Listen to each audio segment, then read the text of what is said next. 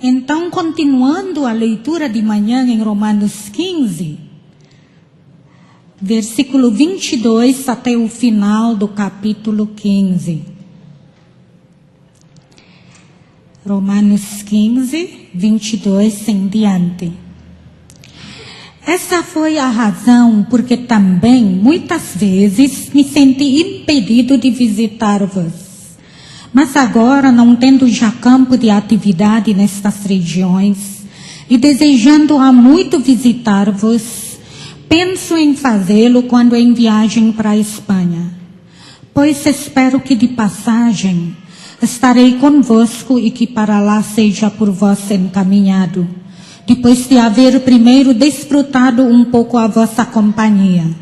Mas agora estou de partida para Jerusalém a serviço dos santos, porque aprove a Macedônia e a Acaia levantar uma coleta em benefício dos pobres dentre os santos que vivem em Jerusalém. Isto lhes pareceu bem, e mesmo lhes são devedores, porque se os gentios têm sido participantes dos valores espirituais dos judeus, devem também servi-los com bens materiais. Tendo, pois, concluído isto e havendo-lhes consignado este fruto, passando por vós, irei à Espanha. E bem sei que ao visitar-vos, irei na plenitude da bênção de Cristo. Rogo-vos, pois, irmãos, por nosso Senhor Jesus Cristo, e também pelo amor do Espírito, que luteis juntamente comigo nas orações a Deus a meu favor, para que eu me veja livre dos rebeldes que vivem na Judeia, e que este meu serviço em Jerusalém seja bem aceito pelos santos, a fim de que ao visitar-vos, pela vontade de Deus, chegue à vossa presença com alegria e possa recrear-me convosco. E o Deus da paz seja com todos vós. Amém. Então, depois que Paulo falou, olha, tudo que eu falei, tudo que eu falo, tudo que eu falava, é só para falar sobre Jesus, sobre o que Jesus tem feito e com isso como testemunho entre todos os gentios, em todos os lugares, principalmente as pessoas, aos povos, que nunca tiveram notícia sobre Jesus, possa ouvir e possa compreender sobre Jesus e possa obedecer ao senhorio de Jesus com as suas próprias vidas. Aí ele falou, por isso, eu não tenho passado por Roma, pela igreja lá em Roma, porque eu estava muito ocupado fazendo tudo isso. É ir. Gostei. Todo mundo tem que arrumar a mala.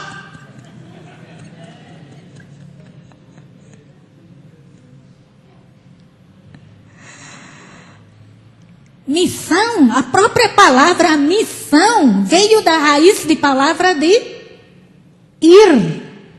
A palavra ir.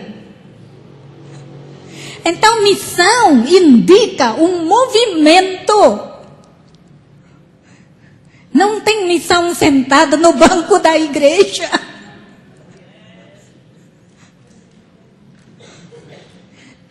Louvorzão é muito gostoso, mas vá.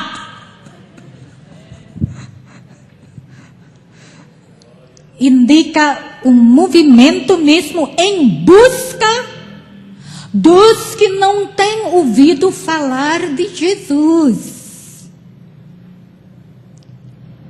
Ele estava tão ocupado fazendo tudo isso de lugar em lugar, onde não tinha ainda trabalho alheio.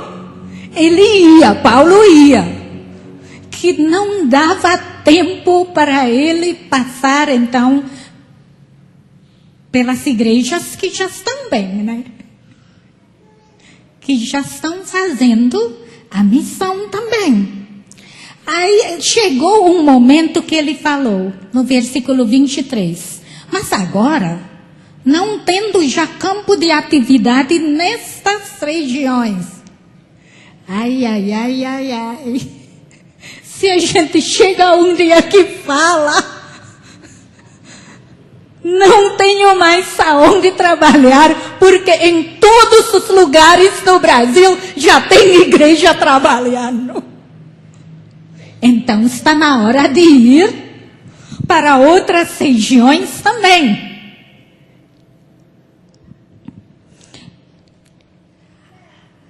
Isso não estou querendo dizer que primeiro o Brasil, porque a ordem é simultânea, não é? Jerusalém, Judeia, Samaria, até os confins da terra. Mas estou falando assim, né? Vocês estão com obreiros, plantando igreja aqui. E tem outras regiões, outras igrejas também estão fazendo, não é? E você não vai repetir, e você vai avançando.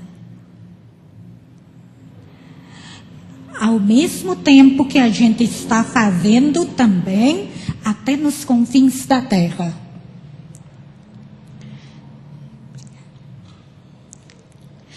Eu acho interessante, por exemplo, até na minha vida pessoal, nasci num lar cristão, o que é uma grande bênção para uma família asiática. Na Ásia é comum quando você chegar, onde tem um monte de gente que durante gerações e gerações, centenas até milhares de anos, nunca ninguém ouviu falar de Jesus. Em nenhuma geração, ninguém. Então, quando você nasce num lar cristão, é uma bênção tão grande. Eu não estava consciente disso. Porque eu acho que quando eu abri meu olho como neném, desde que eu me lembro como gente, a minha primeira lembrança era a minha mãe me levando, mal eu sabia andar. O que eu lembro com 2, 3 anos de idade, ela me levava para a escola dominical, porque ela era professora de escola dominical. Então cresci num lar cristão assim, normal, né? Até que um dia minha irmã mais velha começou a namorar, que ficou o meu cunhado, namorou um rapaz que veio a conhecer Jesus através da minha família. E ele, quando ele começou a entender os princípios da vida cristã, ele falou: você não imagina a bênção que vocês têm. Porque ele falou, porque eu nasci num lar, cresci numa grande família que praticava isso, mas aquilo. Ele tinha um tio-avô, que cada vez que nasceu um neném na grande família, pegou o neném e fez uma previsão, adivinhação da vida inteira do neném. Uma perdição atrás da outra. Ele contou que ele foi para uma montanha ali em busca de poder, de espíritos e tudo mais. Ele falou: olha, uma bênção que vocês não conhecem nada disso. Mas eu sou exceção. Ao meu redor tem tanta gente que nunca ouviu falar de Jesus. Não dá para você começar como aqui no Brasil. Você tocar campainha aqui no sertão, no Ribeirinho, ou em qualquer lugar, menos nos povos indígenas brasileiros. Onde se você fala, olha, eu venho aqui para falar de Jesus, qual é a primeira resposta da maioria do povo brasileiro? Eu venho falar aqui de Deus. Ah, conheço, já sei. Não é isso que falam? Vai lá para os confins, lá nas regiões da Ásia. Você tem que começar falando do Gênesis 1. Não dá para começar a falar de Jesus salva, como aqui. Você tem que começar a explicar quem é Jesus do começo da Bíblia mesmo, do começo da história. Desde quando Deus criou o mundo, Deus Criador, e até o homem pecou, e veio Jesus e tudo mais.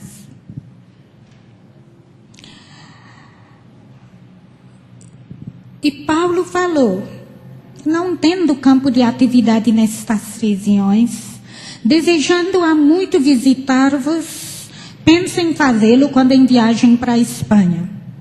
Então Paulo falou, de passagem para outro lugar, onde não tem ainda trabalho, aí eu passo por vocês. E ainda, espero que de passagem estarei convosco, e que para lá seja por vós encaminhado, depois de haver primeiro desfrutado um pouco a vossa companhia. Eu contei como que começou o orfanato na Indonésia, que era depois de 11 de setembro de 2001, uma semana depois eu fui para os Estados Unidos. Primeira vez. Não conheci a igreja americana mesmo, que um ex-aluno, pastor de missões lá na Batista de Liberdade, me apresentou falando, olha, ela trabalha em Timor-Leste. Aí então os pastores americanos de passagem falaram, então vai lá na nossa conferência. Aí eu falei, tá, então vou. Não gosto de passar chapéu para países de primeiro mundo. Mas tudo bem, eles convidaram, eu vou.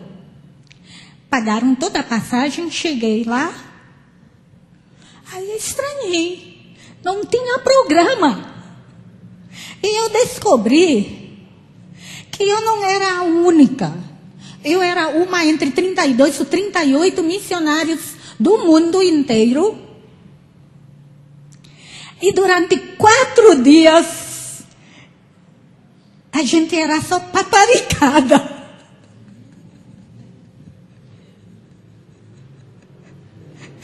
Pensei, mas quando é que eu vou começar a falar? Não tinha falatório. Era paparicação o dia inteiro durante 4 dias.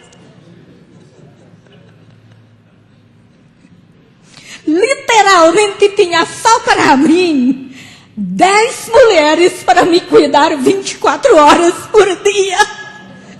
Literalmente com aquela organização americana.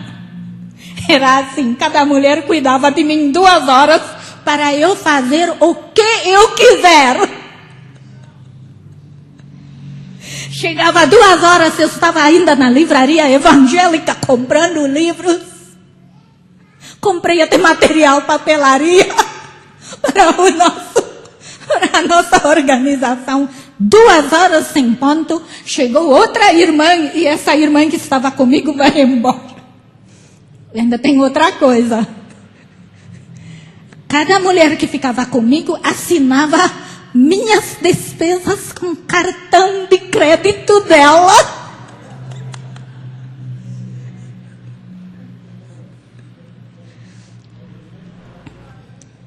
Recrear-me com vocês. Missionários precisam de comunhão. Missionários brasileiros precisam mais ainda.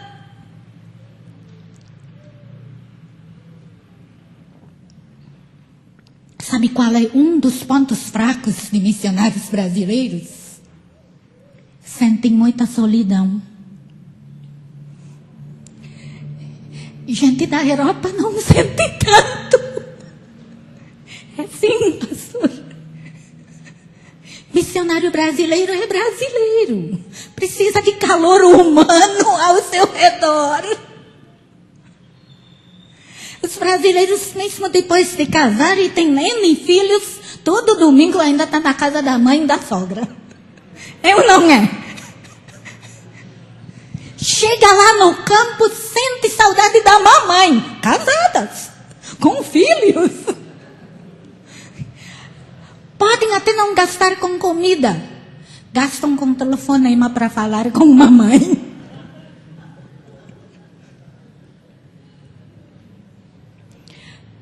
Pastor Ariovaldo falou de manhã que essa igreja tem que ter 120 missionários. O dia que vocês chegarem a enviar esses missionários, cada um, vocês têm que amar dessa forma. Quando eles estiverem lá fora, telefona. Se fosse seu filho que fosse lá daqui para Recife, toda semana. Missionários também, filhos da igreja. De vez em quando, separa a verba ali para chamar eles de volta para o Brasil, não para ficar de igreja em igreja. 3 meses de férias.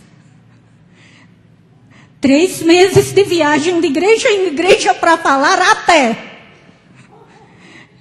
Chama para paparicar.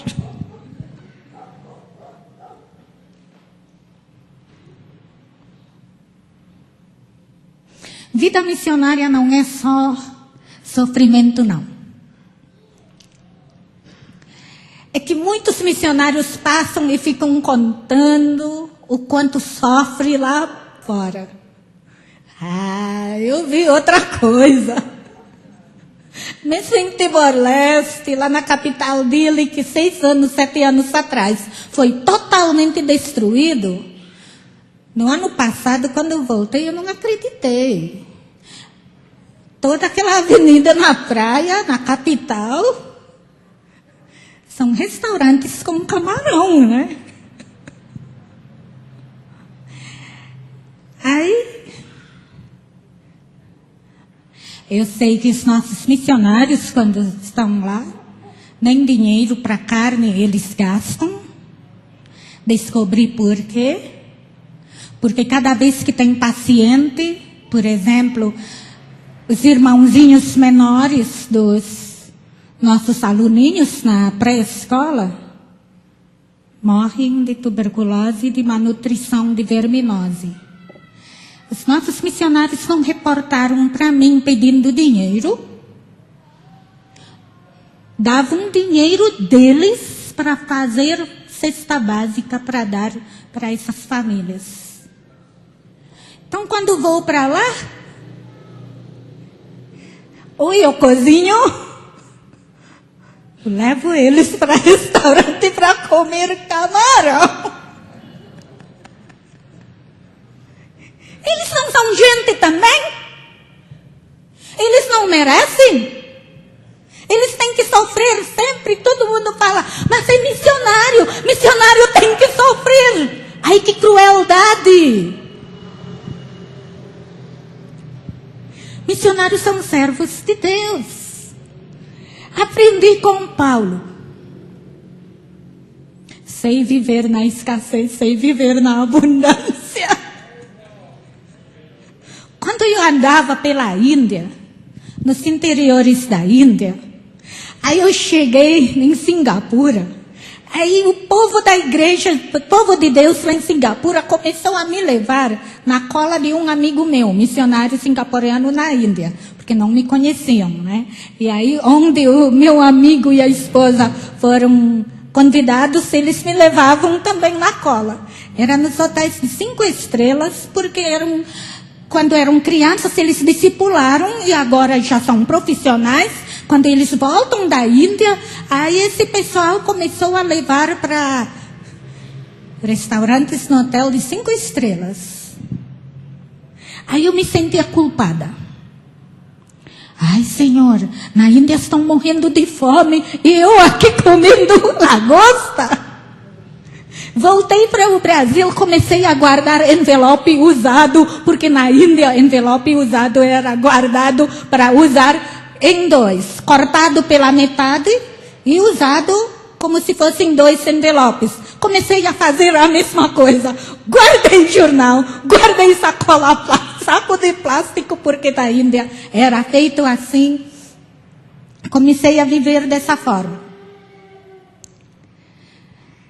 Aí um dia me bateu isso. O meu amigo lá de Singapura, em Singapura, que é primeiro mundo, quando os ex-discípulos deles levavam, eles aceitavam de bom grado. Mas quando a gente andava pela Índia, a gente andava como qualquer obreiro indiano. Para estrangeiros tinha trem que era com ar-condicionado. A gente não. A gente ficava com os irmãos indianos naquele vagão de trem que é para o povo local. É saber viver como Deus nos concede a graça.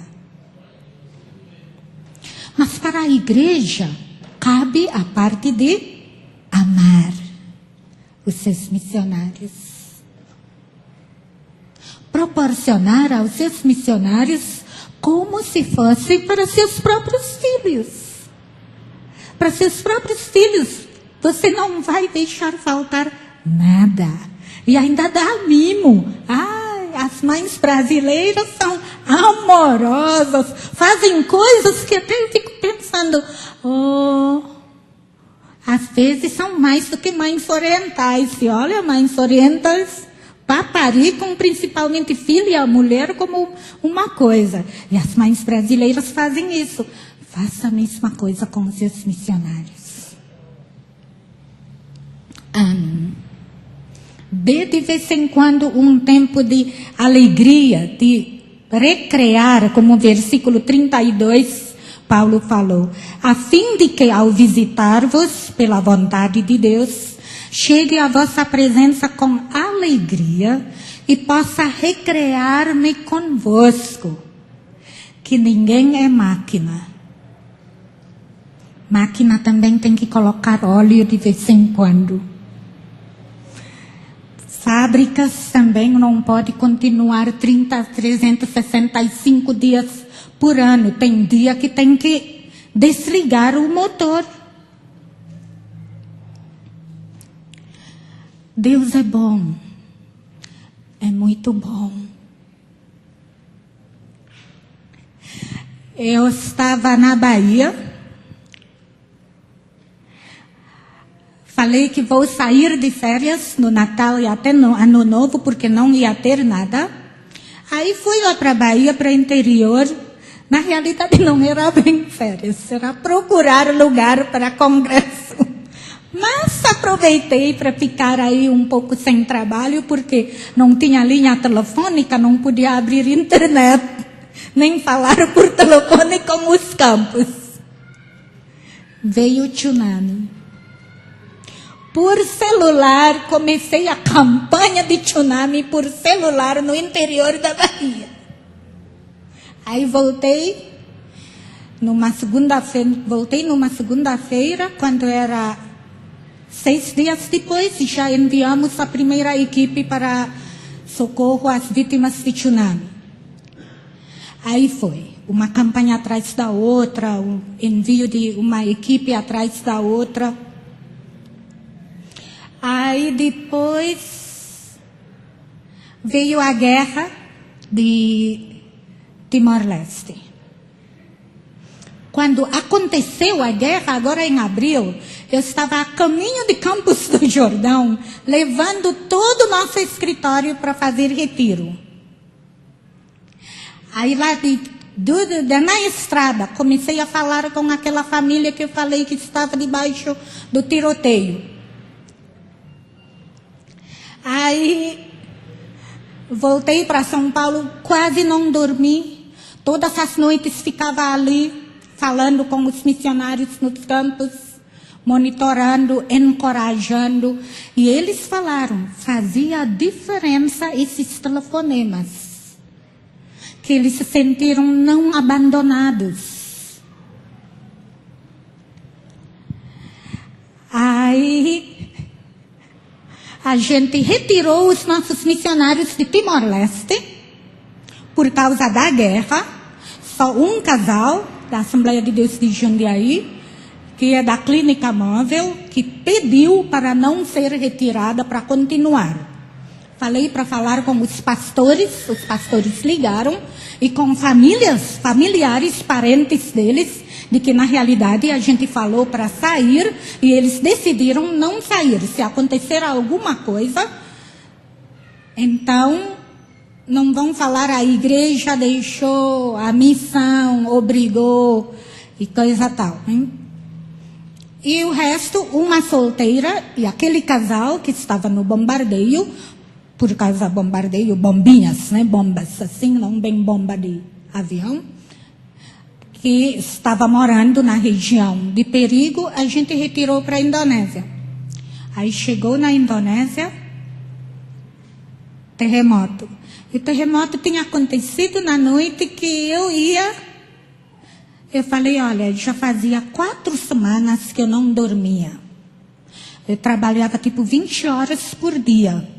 Porque durante o dia trabalho do Brasil e à noite trabalhava falando por causa do fuso horário, falando com os missionários nos campos. Aí uma noite eu falei com um casal lá da base, hoje vamos comer rodízio de pizza. Vamos arejar a cabeça.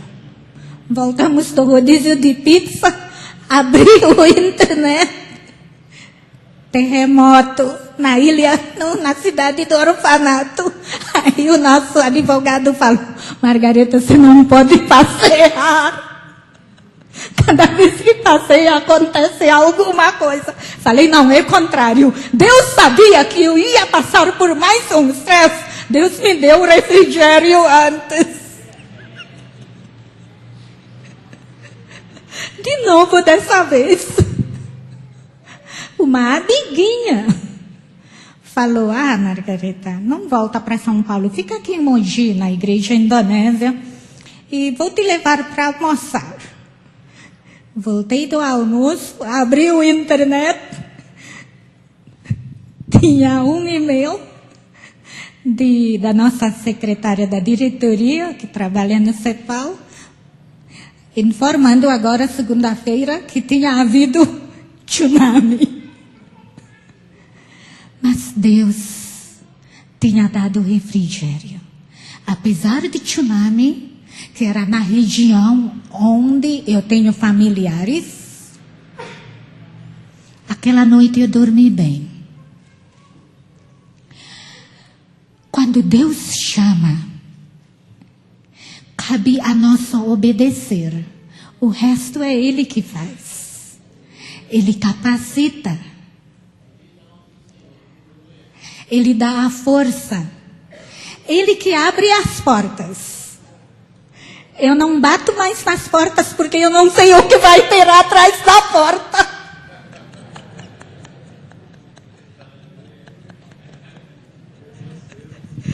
Eu fico sentada esperando. Deus abre as portas, eu entro fluentemente.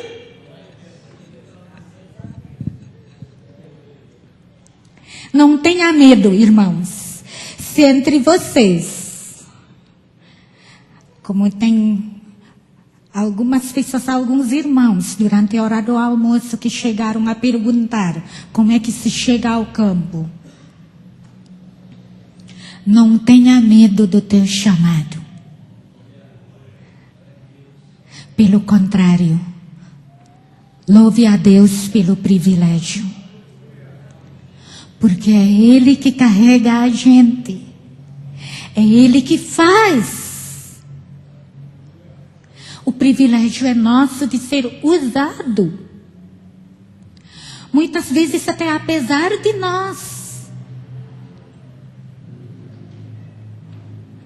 Essa semana depois de tsunami, então alguém falou para mim, uma amiga de 20 anos, que tem trabalhado muito perto de mim. Meu braço direito mesmo na AME. Eu falei, olha, está muito pesada. Outra campanha agora, falei. A gente ainda está com campanha de terremotos, agora para reconstruir casas. A gente foi para refugiados em Timor-Leste, ainda está no auge lá de Timor-Leste. Acontece de novo o tsunami. Falei, está muito pesada. Aí ela falou assim, ela me chama pelo meu nome indonésio, Nalina. Você é forte, é muito forte. Falei, pelo contrário. Eu sou fraca. Eu sou igual a qualquer mulher. Talvez mais fraca ainda. porque sou hipersensível, eu choro muito. Eu trabalho chorando. Eu vejo alguém com tuberculose e eu choro enquanto estou falando com a pessoa. Eu tenho que esconder meu rosto porque eu estou chorando. Mas como Paulo falou, na minha fraqueza, o poder de Deus é visto. Porque a glória tem que ser dele, não para nós. Aparências se enganam, né, pastor?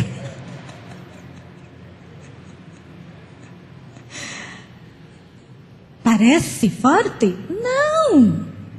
É Deus que é forte, Deus que é minha fortaleza, Deus que é minha rocha forte.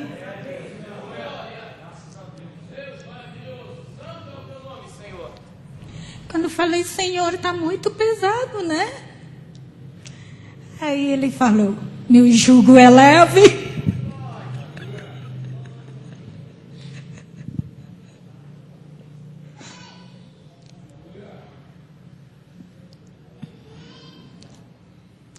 Não tenha medo. Se entre vocês nessa conferência, vocês têm convicção que Deus está chamando vocês, como Abraão, sem saber para onde ir, sem saber como, mas nós somos uma sociedade que sempre quer garantia de segurança, sempre quer ter tudo já. Se está tudo certo, então eu vou. As minhas condições são essa. E não dá para trabalhar na obra do Senhor, porque a obra do Senhor é obra de fé. É o Senhor que vai, e a gente vai assim, atrás.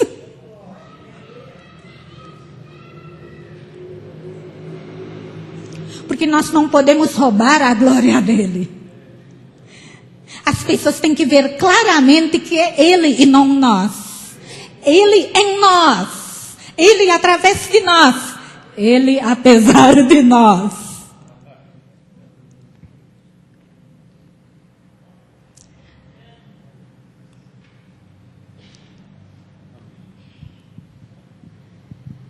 Se eu soubesse, aliás, eu acho que sabia um pouco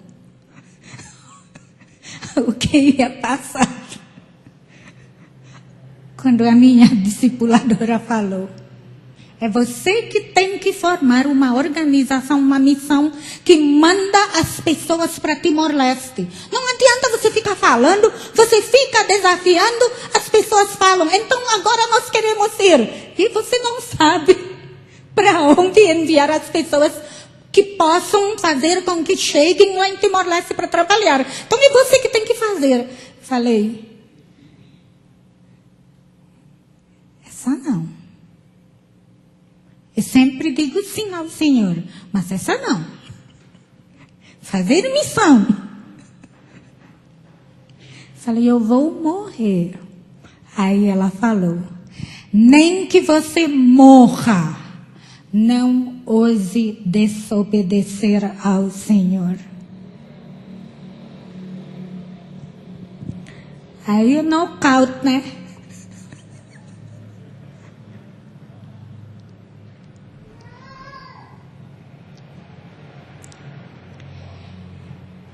Aquela mesma noite, nosso telefonema era quase 10 horas da noite. Às 3 de madrugada eu levantei e comecei a catar os currículos de ex-alunos que queriam ir para Timor-Leste.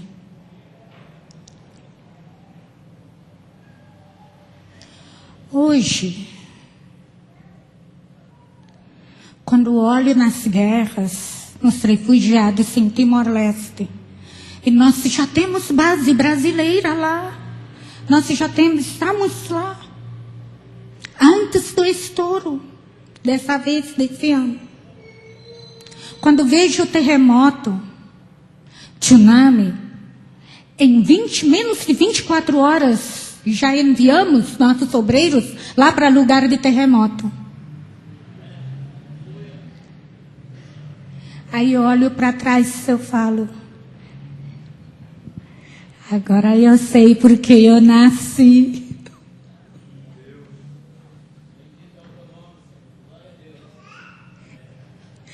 Eu sei porque que eu estava no bem bom na Indonésia.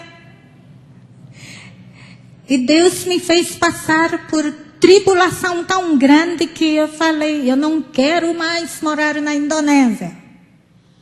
Aí, como o pastor Ariovaldo falou, família oriental. Eu não era nem primogênita, sou número 6 entre 8 filhos. Filha mulher. Meus irmãos não são tão pequenininhos, são maiores. Só eu fraquinha.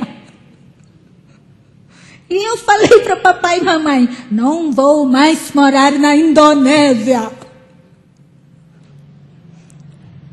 Aí eles bancaram Miguel, né? Olharam para mim e não falavam nem sim, porque não queriam, nem não, porque também não queriam que eu fosse me rebelar contra seu não. Meus pais resolviam tudo sempre na base de diálogo. Não impunham sobre os filhos. No final, eu já estava com muitos, tão aborrecida, que eu ficava com alergia a qualquer hora que alguém mexia comigo, por eu ser descendente chinês, eu ficava com alergia o corpo inteiro, e eu tinha que andar com antihistamina, tranquilizante, na hora eu tinha que tomar. Dormia e aí sarava, e eu pesava 36 quilos. Aí minha mãe falou para meu pai, leva ela, senão ela vai definhar e vai morrer. Aí meu pai veio me trazer até o Brasil, porque eu ouvi dizer que no Brasil não tem racismo.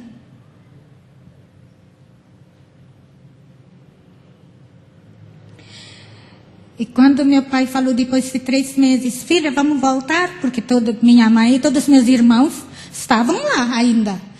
Falei, não. O Senhor volta, eu fico. Porque eu amo o Brasil, daqui não saio mais.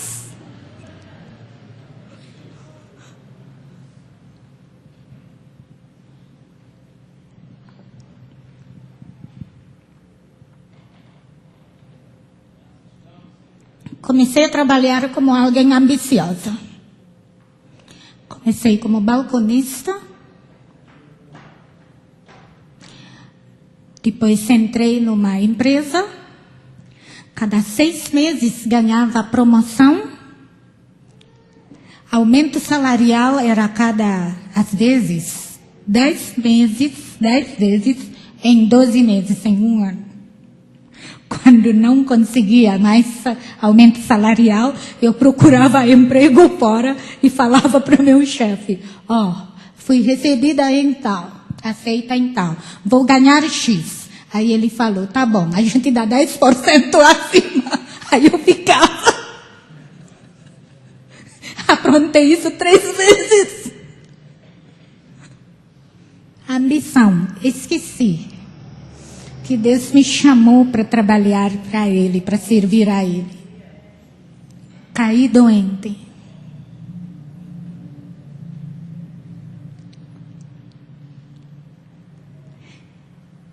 Aí eu falei ao Senhor, Senhor, eu vou ficar com o Senhor. Não quero mais ficar aqui. Já sei de tudo por aqui, nada mais me atrai. Mas se o Senhor quiser que eu continue viva, então eu não quero mais viver para mim mesma. Faça da minha vida só o que o Senhor quer.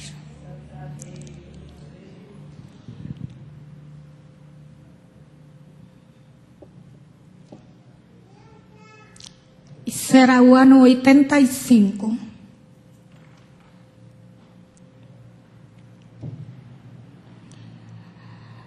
Hoje está tendo tsunami, terremoto sem parar na Indonésia. Maior país muçulmano do mundo. E nós, brasileiros, somos capazes de enviar brasileiros para socorrer em menos de 24 horas.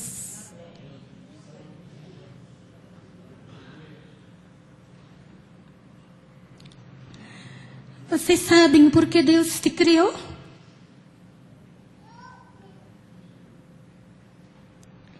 Vocês sabem para que Deus te criou?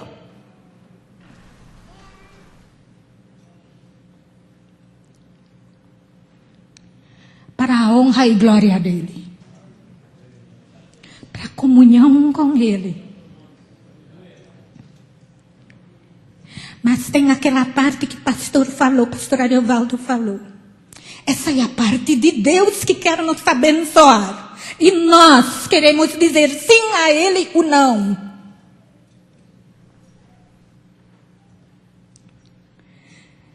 Queremos viver como ele quer ou queremos viver como nós queremos?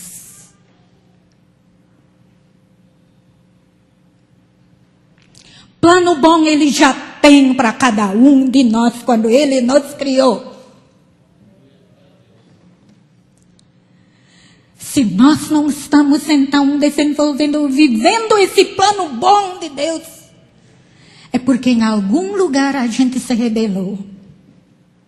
Em algum lugar a gente tomou decisão de escolher o nosso próprio caminho, ao invés de falar sim, Senhor.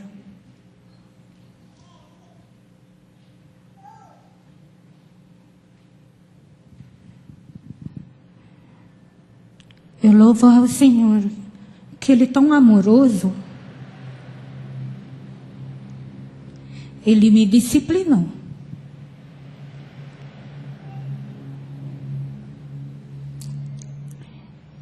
Ele me fez doente ao ponto do médico falar para meus familiares: assine termo de responsabilidade, porque ela pode não sair viva da sala de cirurgia. Porque Ele me ama, Ele me disciplinou. Sofrimento é para nosso crescimento. É o amor de Deus para conosco. Para que a gente aprenda que toda a nossa vida depende dEle. Que a gente não é dona da nossa vida. Ele é o dono da nossa vida, porque Ele criou e o Filho dele morreu por nós, nos comprou.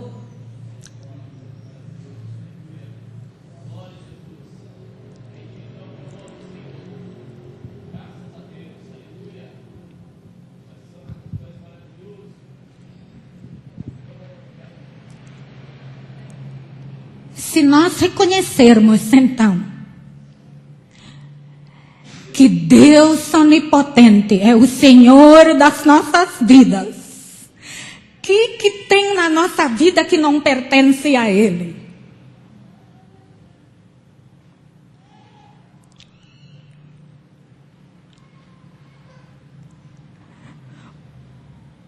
Muitas igrejas, muitos membros têm medo de conferência missionária.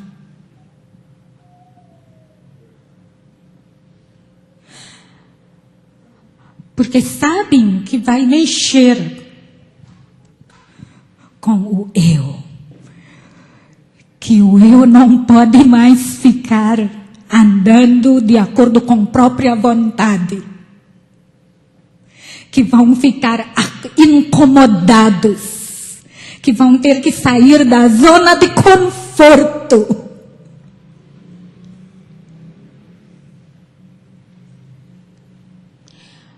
Muitos têm medo porque mexem com bolso, com carteira.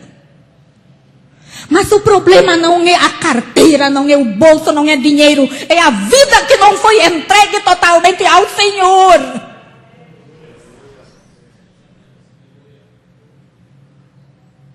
Porque quando a gente entrega toda a nossa vida ao Senhor, a gente vai reconhecer que tudo que nós somos e tudo que nós temos é do Senhor. Não fazemos mais conta. Esse é meu, esse que sobra é do Senhor. Mas até aqui, é meu. Deus não precisa de esmola nossa. Não dê esmola, não.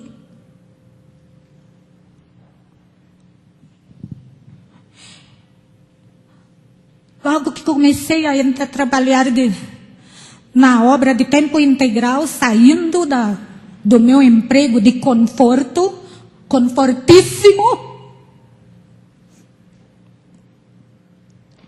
eu tinha medo de falar de dinheiro na igreja, porque tinha medo que parecia que eu estava passando chapéu.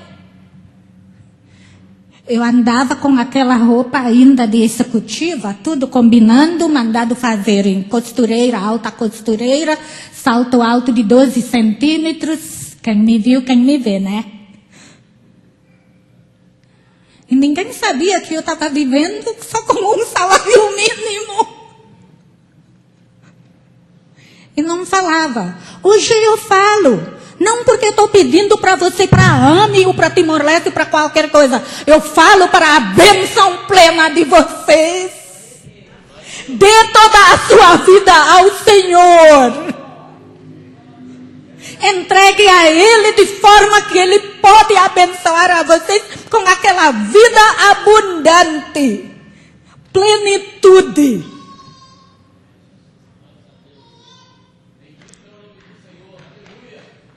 Porque se vocês não dão, o Senhor fornece, supre a necessidade da obra dele.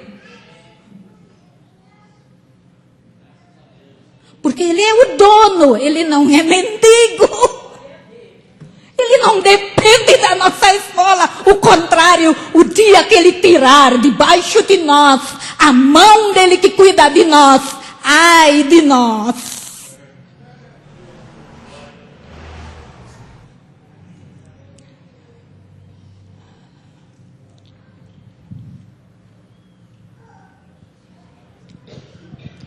Nosso tempo é o que a gente tem mais, a gente guarda. Ah, não.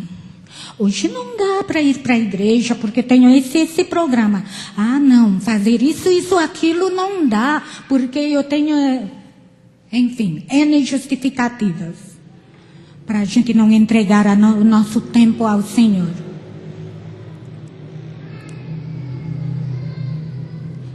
Mas o que o Senhor pede de nós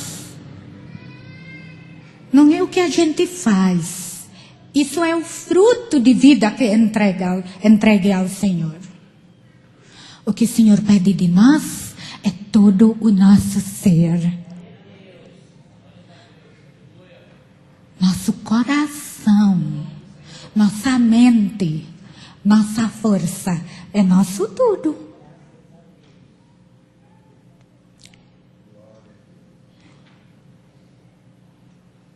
Ir ou ficar. Sustentar. Orar, oração intercessória, incessante. É trabalho duro.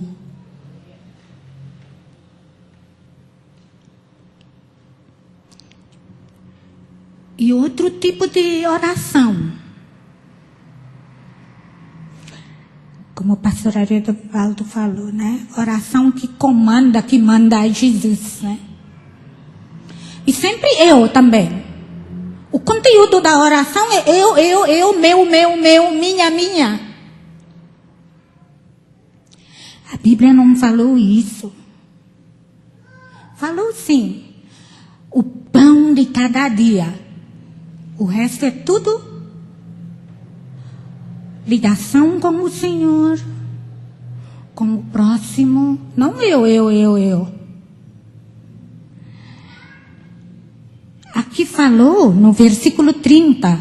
Rogo-vos, pois, irmãos, por nosso Senhor Jesus Cristo, e também pelo amor do Espírito, que luteis juntamente comigo nas orações a Deus a meu favor.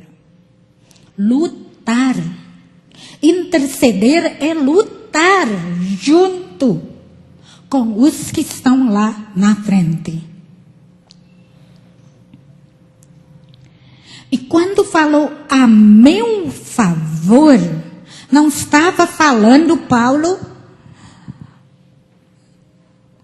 sobre a parte física, aquela bênção que a gente é ensinada de como orar hoje em dia.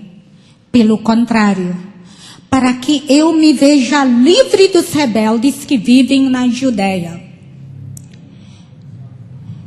Orar a favor da obra dos obreiros do Senhor, das situações, para que os rebeldes possam também parar de ser rebelde. E, que mais? Ao orar, que este meu serviço em Jerusalém seja bem aceito pelos santos. Não adianta a gente trabalhar se o Senhor não agir.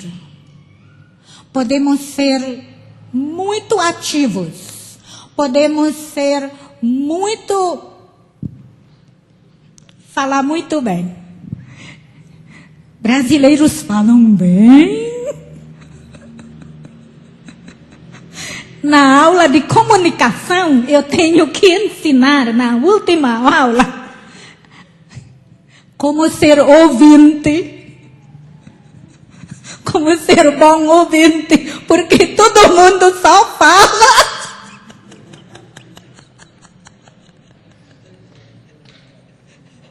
É tão comum quando tem uma roda de 5 pessoas, 3 pessoas falam ao mesmo tempo.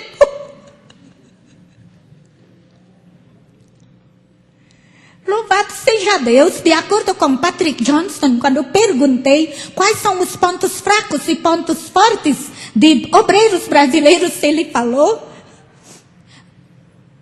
os obreiros brasileiros são os melhores evangelistas.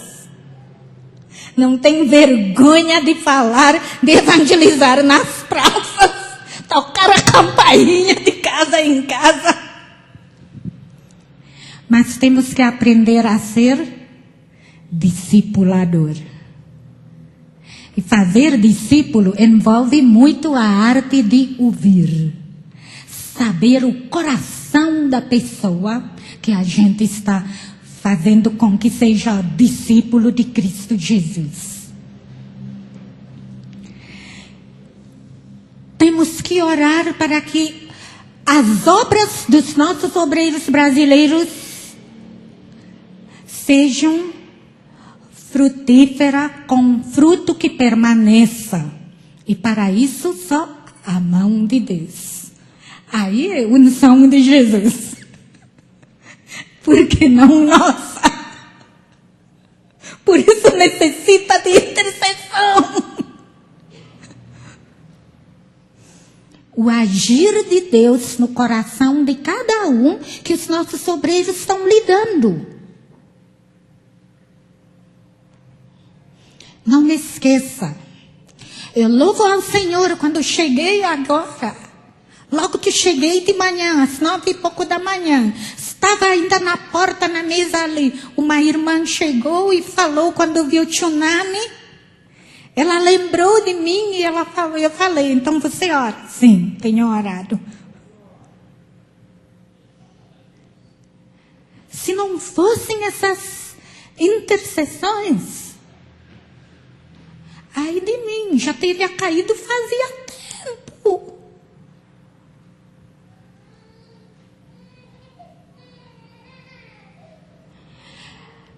Eu fico curiosa no dia que a gente vai nos encontrar lá no céu. Quem é que vai ser honrado, pastor? Os grandes pregadores, as irmãs que ninguém conhece, mas que têm orado com lágrimas fielmente, de joelho, horas e horas, dias e dias, ano após ano, na igreja, sem nunca ninguém saber. Eu fico pensando se no céu não tem mansão e tem periferia.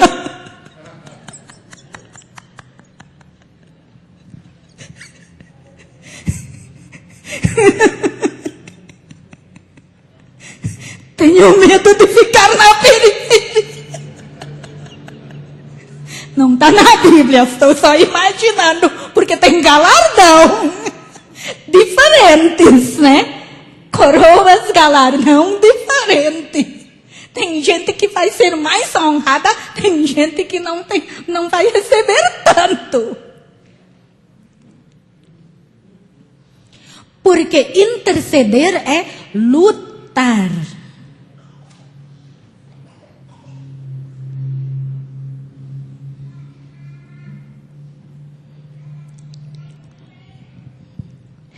E nessa luta dos intercessores, por causa do nosso Senhor Jesus Cristo, os intercessores permanecem fiéis sem orar de joelho.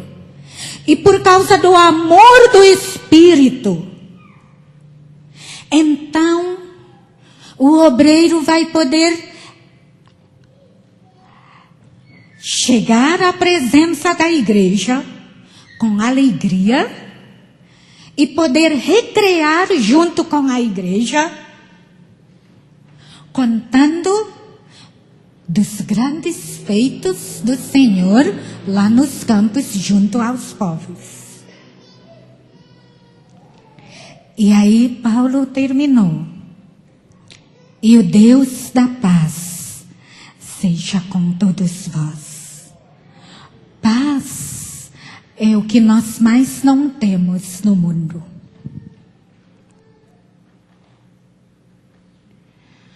Hoje em dia, quem é que pode dizer que está seguro?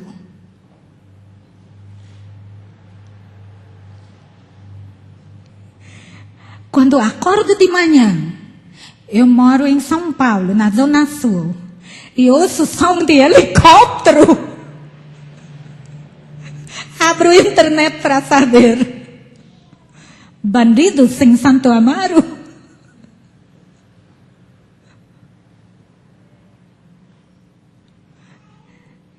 Gente atrás da grade conseguiu paralisar São Paulo?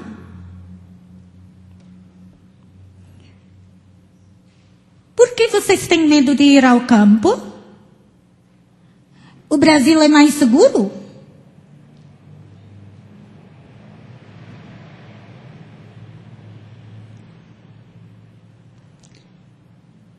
Em Timor-Leste, durante 3 meses, o que eles falaram? Teria morrido em torno de 60 pessoas. Aliás, o que eles divulgaram mesmo só 30, oficialmente do governo. O outro lado dos rebeldes tem falado 60 pessoas. Nos 3 dias do PCC em São Paulo, oficialmente 132 pessoas, certo? Mas eu ouvi dizer do CRM, do Conselho de Médico, 430 e poucas. 3 dias, São Paulo.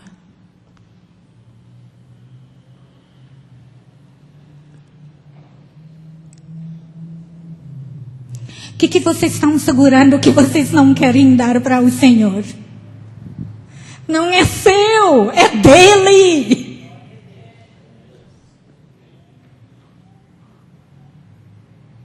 Quanto mais a gente entrega para ele, melhor. Porque ali, ele cuida de nós em tudo que a gente entregou.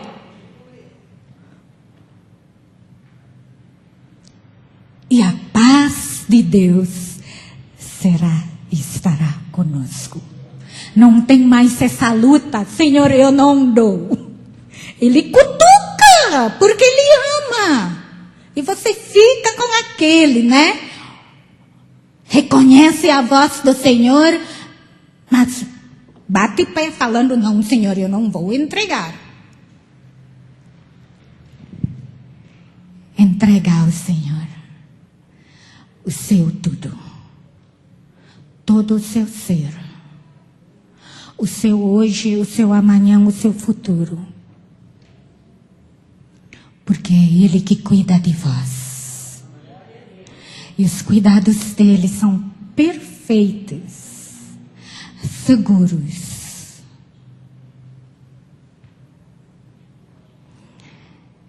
Que o Senhor continue a falar no coração de cada um de vocês.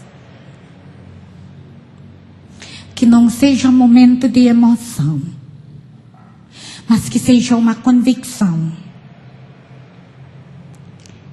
Eu sou do Senhor. Ele é o Senhor da minha vida. Amém.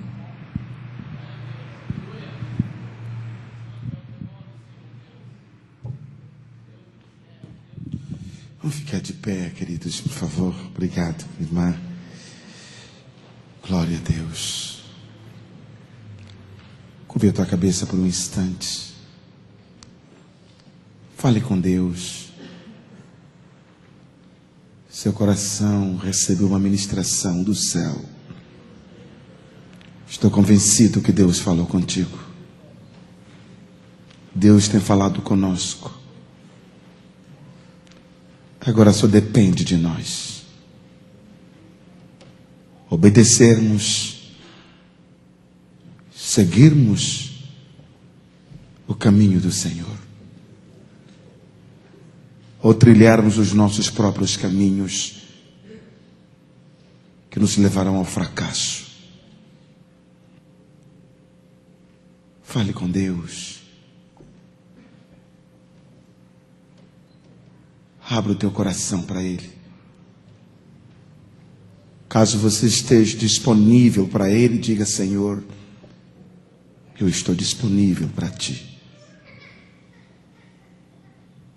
Eu quero estar no centro da Tua vontade. Caso você esteja disposto a enfrentar os desafios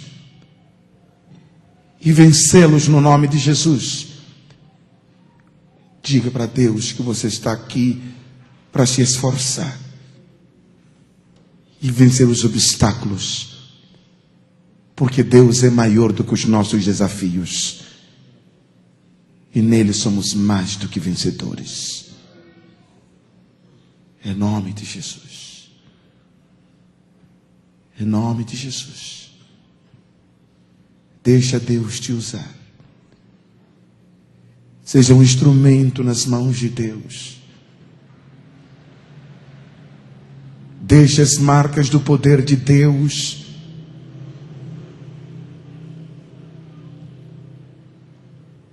cravados nos corações das pessoas. Em nome de Jesus. Em nome de Jesus.